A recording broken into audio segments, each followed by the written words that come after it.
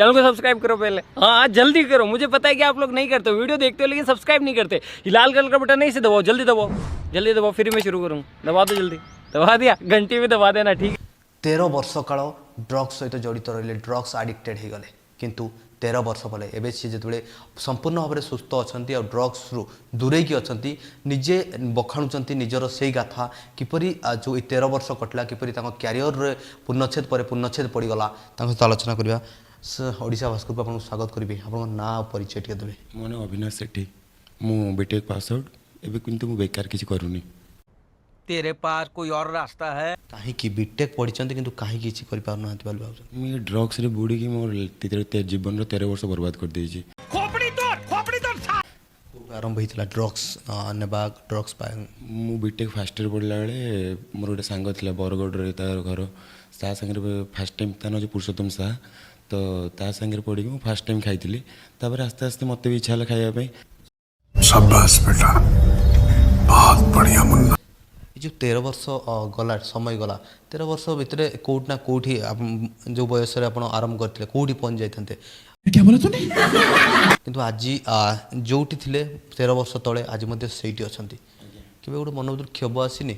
नहीं, बहुत कष्ट लगे, डेली रात रे मु कांदे।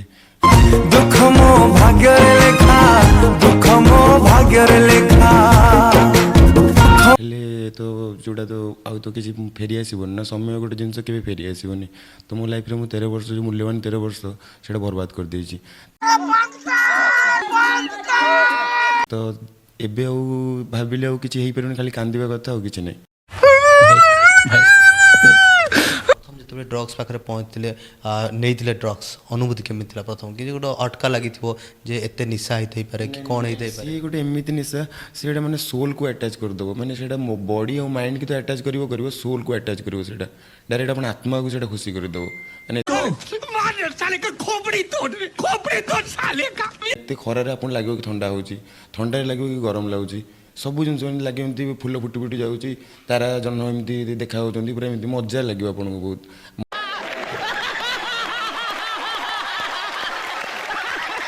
मद भाया एत माने इरिटेट मटेरियल नुह, से गोटे परफेक्ट गोटे अलग टाइप जिनस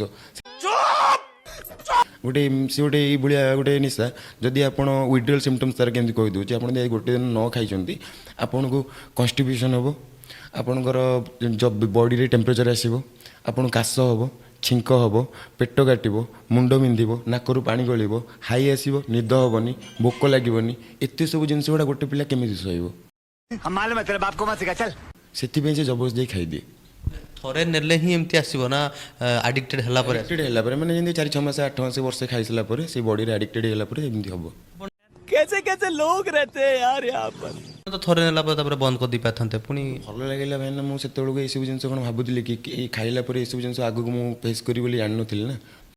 देखा आपने लापरवाही का नतीजा है। मजा लागुला, पैसा इंजीनियरिंग करे बापा दियंती, कॉलेज जावाई पैसा थिला, और सस्तार मिलूला ड्रग्स। आजिका डेट्रे 500-600 रेट हो गलानी।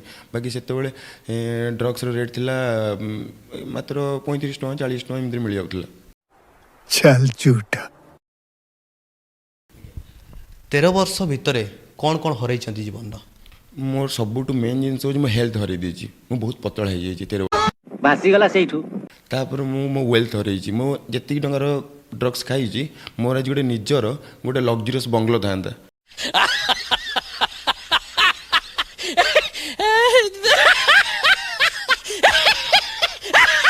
और अभी तो रुको, क्लाइमैक्स अभी बाकी है। मर्सिडीज BMW कार था। क्या बोला तूने? मिनिमम 5-6 कोटी टंकार मु ड्रग्स खाई। कैसा लगा मेरा मजाक? 13-14 वर्ष भितर तो यहाँ हूँ मोर हेल्थ गला, वेल्थ गला, मो कैरियर। मु बहुत भल स्टूडेंट गोटे थी, तो क्या नाचो में जे भी जॉब भी करूनी। तो यहाँ गोटे मोर आ गोटे भी जिनस आउ भी बहुत किसी हरई। मो बापा माँ विश्वास हरई, बंधु बांधव मानकर मो सागर भल पढ़ुनी, से ड्रग्स खाऊली बहुत घृणा कर। वाह क्या एक्टिंग कर रहा है। ଆଉ ଏମିତି ବହୁତ ସାଙ୍ଗସାଥି ମୋତେ ଆଉ କିଏ ପଇସା ମାଗିଲେ ବି କିଏ ଦେଉନି କାହିଁକି ସମସ୍ତଙ୍କୁ ପଇସା ଏତେ ଥର ମାଗି ଦେଇଛି ସେମାନେ ପଇସା ମାଗିଲେ ବି ମୋତେ ମାନେ ଗୋଟେ ମେଡ଼ିକାଲ କେସ୍ ବି ସିଏ ମୋତେ ପଇସା ଦେବେନି ଆଉ କାହିଁକିନା ମୁଁ ତାଙ୍କୁ ମିଛ ସତ କହିକି ବହୁତ ଥର ଠକି ଦେଇଛି କିନ୍ତୁ ମିଛ ରାଧୁଆ ଯେମିତି ସେଇଭଳିଆ କରିକରି ସମସ୍ତଙ୍କୁ ବିଶ୍ୱାସ ହରେଇ ଦେଇଛି। शाबाश बेटा, बहुत बढ़िया मुन्ना। 2टाରେ ଡ୍ରଗ୍ସ ଖାଇକି ଗୋଟେ ଦିନ ରାତି 2टाରେ ଡ୍ରଗ୍ସ ଖାଇକି ମୁଁ ଶୋଇଛି। 8 ଜଣ ପିଲା ଆସିଲେ ପିକଅପ୍ କରିବା ପାଇଁ ବାଉନ୍ସର ଟାଇପ୍ର ପୁରା ବଡ଼ ବଡ଼ ମାନେ ବାଇସେପ୍ କରିକି ପୁରା ମୋତେ ମୁଁ ସେମିତି ମାନେ ମୁଁ ବ୍ଲାଙ୍କେଟ୍ଟା ଗୋଡ଼ିକି ଶୋଇଛି। ଏଇଟା ନଭେମ୍ବର ମାସ ଥିଲା ଶୀତ ଦିନ ଲାଷ୍ଟ ନଭେମ୍ବରର ଲାଷ୍ଟ ସେଇଟା ଥିଲା 28 ତାରିଖ ମେ ବି ନଭେମ୍ବର 28 ତ ସେଇଦିନ ମୋତେ ଆସିଲେ ସେମାନେ ପୁରା ଟେକିକି ନେଇଗଲେ ସେ ବ୍ଲାଙ୍କେଟ୍ ସହ। ମୁଁ ଆଖି ଖୋଲିଲା ବେଳକୁ इतना अंधेरा क्यों मेरे भाई? ଅଲରେଡ଼ି ମୁଁ ବୋଲେରୋ ଭିତରେ ତାଙ୍କର ଗାଡ଼ି ଭିତରେ। क्या गुंडा बनेगा रे तू? ତାପରେ ସେମାନେ ମୋତେ ମିଛ କହିଲେ। ମୁଁ କହିଲି ସାର୍ ମୋତେ କୁଆଡ଼େ ନେଇକି କ'ଣ ନେଇକି ପଚାରିଲୁ ନା ତୁମ କେସ୍ ଅଛି ତୁମେ ଧଉଳି ଥାନାରେ ତୁମକୁ IIC ଡାକୁଛନ୍ତି ଚାଲ ସେଇଠି ଚାଲ ସେଇଠି କଥାବାର୍ତ୍ତା। ମୁଁ କହିଲି ନାଇଁ ନା ମୋ ବାପାଙ୍କୁ ନା ବାପା ଜାଣିଛନ୍ତି ତୁମେ ଚାଲ ବାପା ବି ଯିବେ ତୁମେ ଚାଲ।